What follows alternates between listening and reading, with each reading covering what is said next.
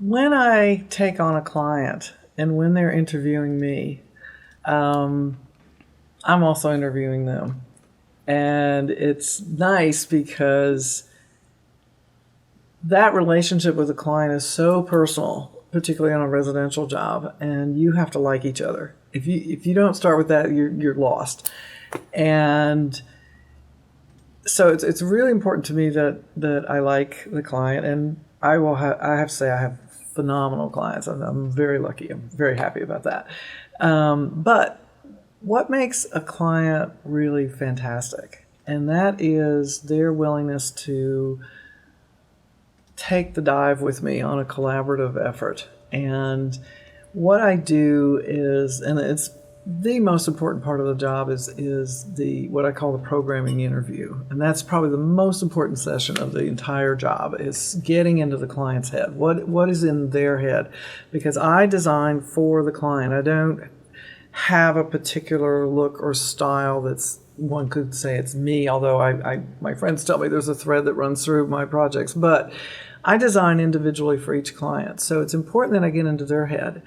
And I want to find out from them what they mean when they say modern, what do they mean when they say traditional. I don't care what I think it is. I want to know what they think it is. And so we go through whatever we can to get into their head.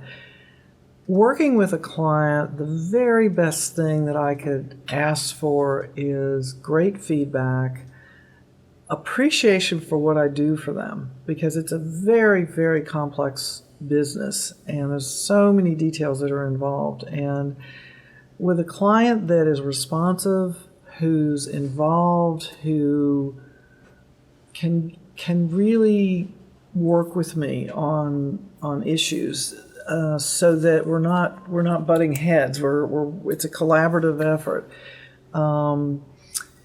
and I'll say this, I'll probably be beat up about it, but a client that pays on time is really good.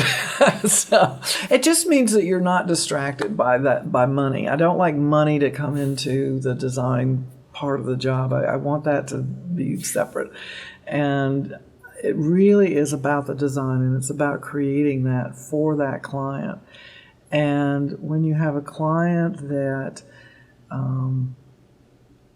understands that you're creating something special for them and they're willing to run with it with you.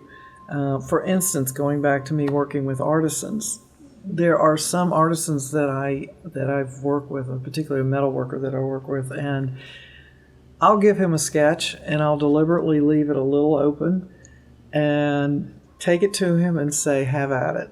Now, I tell the client up front, I'm not sure exactly where this is going to end up. It'll be something like this, but are you willing to take this leap with me and have this unique piece made for you, understanding that what you get is what you get because it's not returnable, because it's custom.